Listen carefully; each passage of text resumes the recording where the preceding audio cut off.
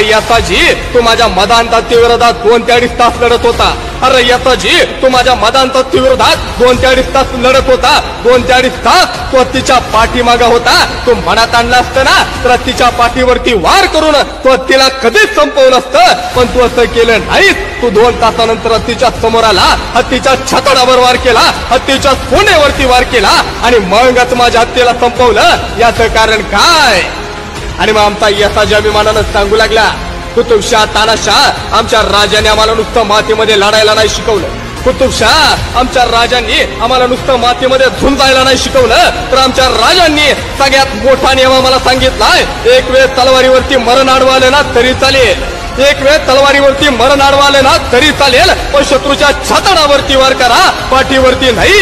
कारण शत्रूच्या छातडावरती वार करतात ना ते मराठे असतात. होय, ते मराठे असतात.